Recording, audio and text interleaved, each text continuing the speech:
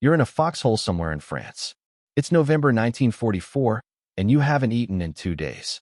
Your unit pushed forward faster than the supply trucks could follow. The K rations ran out yesterday morning. There's no resupply coming until tomorrow at the earliest, maybe longer. Your stomach stopped growling hours ago. Now it's just a dull, constant ache. So what do? You adapt. You improvise. You survive. For millions of soldiers during World War II, running out of food wasn't a hypothetical scenario. It was a regular reality of combat. Supply lines got cut. Convoys got delayed. Units advanced too quickly or retreated too suddenly. And when the rations ran out, soldiers had to find other ways to eat. This wasn't about gourmet meals or comfort.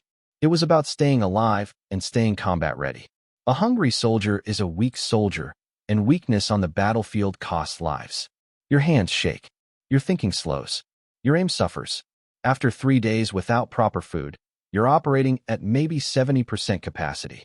After 5 days, some men could barely lift their rifles. The United States military understood nutrition. They designed field rations specifically to keep soldiers functioning. The K ration, introduced in 1942, contained around 3,000 calories spread across 3 meals. Breakfast might include canned ham and eggs, crackers, coffee, and sugar. Dinner could be cheese, biscuits, a chocolate bar, and lemon powder for making a drink. Each component was calculated for energy, portability, and shelf stability. C rations were heavier, but more substantial. 6 cans per day, usually including meat and beans, meat and vegetable hash, or meat and spaghetti. Not delicious, but functional. Some soldiers ate C rations for months and never complained because they knew what the alternative looked like. But here's the problem. Those calculations assumed perfect conditions. They assumed supply trucks would arrive on schedule, that roads would be passable, that enemy artillery wouldn't destroy your depot, and that your unit would stay roughly where command expected you to be. Reality was messier. During the Battle of the Bulge in December 1944, German forces pushed through the Ardennes and cut off multiple American units. Some infantry companies went 4 or 5 days on almost nothing. Supply drops were attempted, but weather-grounded planes. Trucks couldn't get through.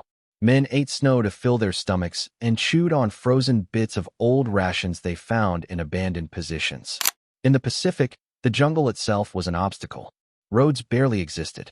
Everything came by ship to the coast, then had to be carried inland through swamps, rivers, and dense vegetation.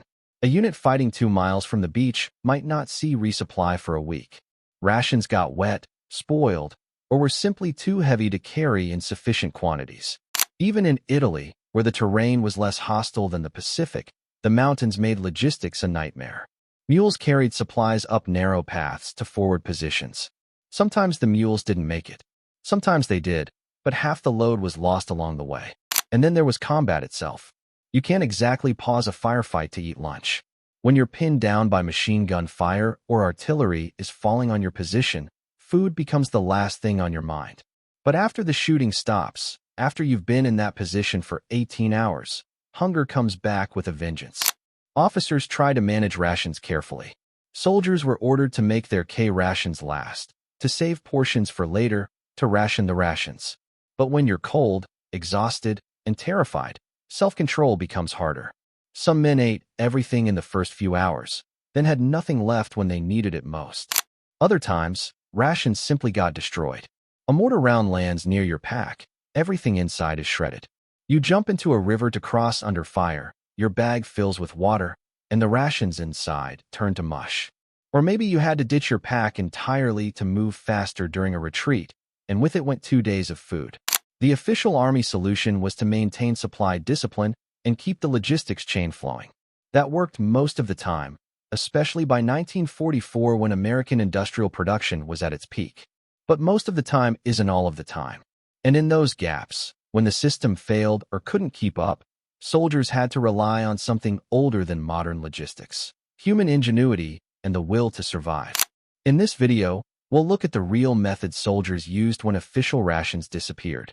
From foraging and local resources to trading with civilians, from captured enemy supplies to pure improvisation, these men found food in the most unlikely places and under the most difficult circumstances. Not because they were trained to, but because hunger doesn't wait for resupply. And neither could they. When rations ran out, the first instinct was to look around. What could the land provide?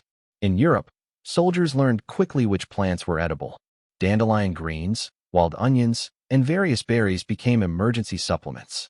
Soldiers who grew up on farms had an advantage here. They knew what to look for and what to avoid. City boys learned fast or went hungry. Orchards and vegetable gardens were gold mines when units passed through abandoned or damaged farms. Apples, pears, potatoes, carrots, anything that hadn't been destroyed or already taken. The problem was that other units, or the local population, usually got there first. By late 1944 in France and Germany, most farms near the front lines had been picked clean multiple times.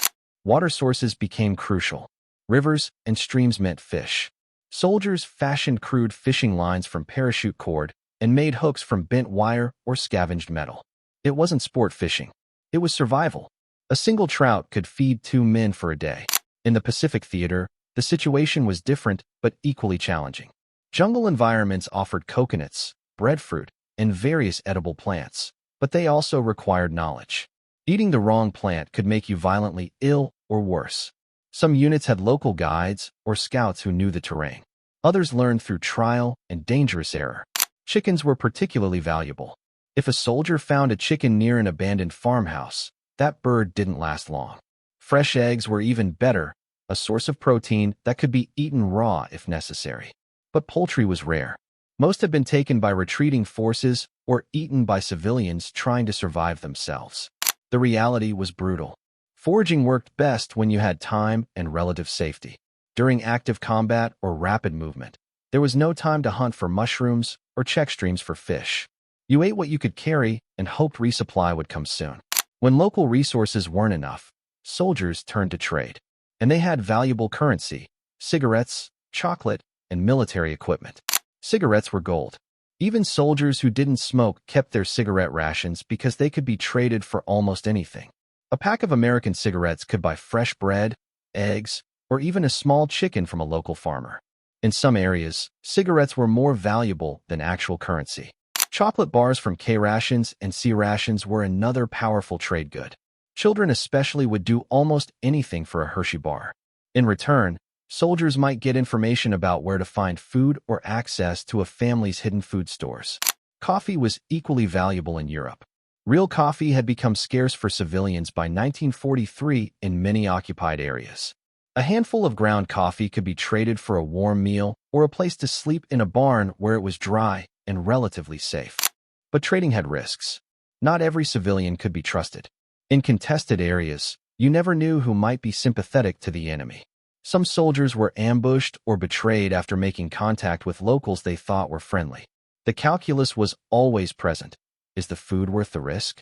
In Italy, France, and later Germany, some soldiers developed relationships with specific families. A unit might pass through the same village twice or be stationed nearby for weeks.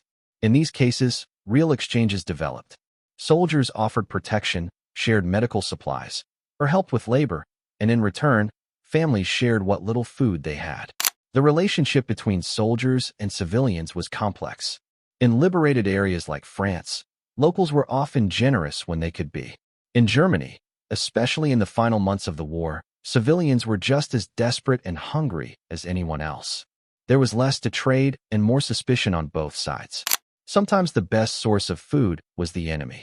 Captured supply depots were a soldier's dream. German warehouses could contain canned meat, bread, cheese, and even luxuries like wine or preserves. When Allied forces overran these positions, the food didn't last long. Units would gorge themselves, stuff their packs, and carry as much as they could before moving on. Individual enemy soldiers also carried rations. German soldiers had their own version of field rations, often including hard bread, canned meat, and ersatz coffee made from roasted grains. It wasn't appetizing to most American soldiers, but when you're hungry, palatability becomes a secondary concern. Japanese soldiers in the Pacific carried rice and various preserved foods that were culturally unfamiliar but still edible. Field kitchens, when they could be set up, performed miracles with limited ingredients. Cooks learned to stretch supplies by making stews from whatever was available. Canned meat, foraged vegetables, captured enemy rations, all thrown into a pot with water and heated over a fire. The result rarely tasted good, but it was hot and it was filling. Improvisation extended to cooking methods. Without field stoves, soldiers used helmet liners as makeshift cooking pots. Metal cans became portable stoves with holes punched in the sides for ventilation. Fires had to be small and smokeless to avoid giving away positions, so soldiers burned dry wood or used chemicals from ration heating taps. Some soldiers became remarkably creative. In one documented case, a unit in Belgium heated canned rations by placing them on the engine block of a jeep while driving. The engine heat warmed the food slowly during transport. Not ideal, but functional. Water purification was another constant concern. Streams and wells might be contaminated or poisoned. Soldiers used iodine tablets when available or boiled water when time and safety permitted. Drinking bad water could take a man out of action as surely as a bullet. The truth is that hunger was a constant companion for many soldiers during World War II, especially those in frontline combat units. Official rations were calculated to provide adequate nutrition, but war doesn't follow calculations. Supply chains broke down. Battles lasted longer than expected. Men burned more calories than planned. So they adapted. They foraged, traded, captured, and improvised. They learned which plants wouldn't kill them and which civilians might help.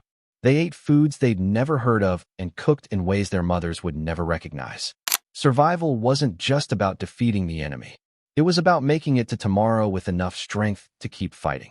And for millions of soldiers across every theater of World War II, that meant finding food wherever and however they could, long after the official rations ran out.